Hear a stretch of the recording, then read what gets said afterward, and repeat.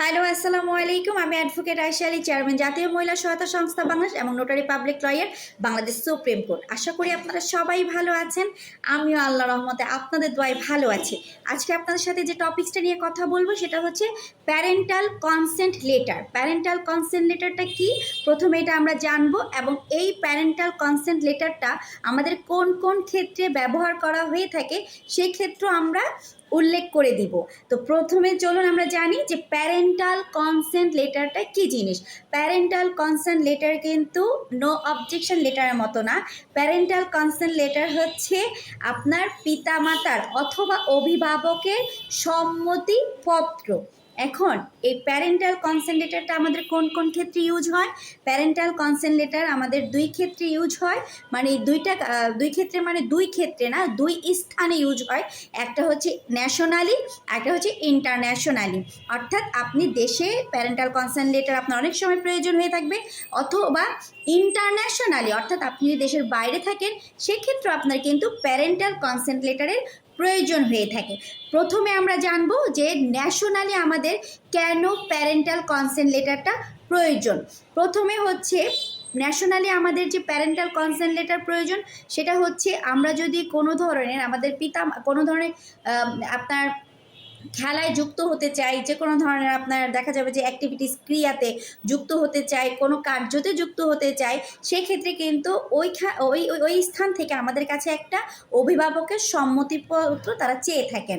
সেক্ষেত্রে আমাদেরকে সেখানে একটা অভিভাবকের সম্মতিপত্র প্রদান করতে হবে। দ্বিতীয়ত হচ্ছে বাংলাদেশে হোক অথবা দেশের বাইরে হোক, বাংলাদেশে চিকিৎসার ক্ষেত্রে অনেক সময় প্যারেন্টাল কনসার্ন লেটার প্রয়োজন হয়।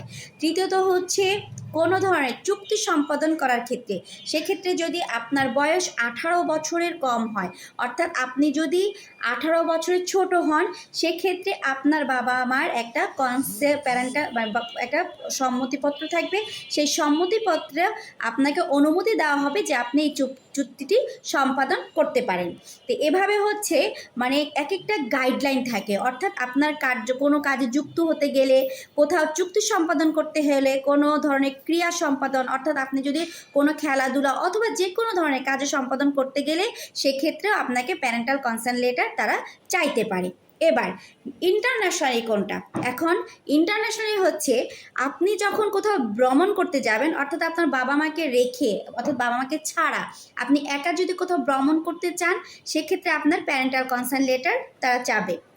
দ্বিতীয়ত হচ্ছে আপনি যদি দেশের বাইরে থেকে থাকেন, দেশের বাইরে অবস্থান করে যদি আপনি কোনো ধরনের কাজে যুক্ত হতে চান, কোনো কোম্পানিতে যুক্ত হতে চান, বিশেষ করে ইউরোপের দেশে এটা খুবই প্রয়োজন, সেক্ষেত্রে আপনার প্যারেন্টাল একটা কনসেন্ট লেটার তারা চায়।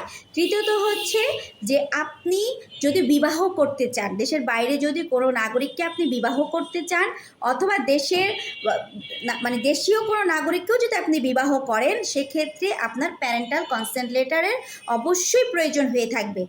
আনম্যারিড সার্টিফিকেটের যেমন প্রয়োজন রয়েছে, ঠিক তেমনি প্যারেন্টাল কনসেন্ট লেটারেরও প্রয়োজন রয়েছে।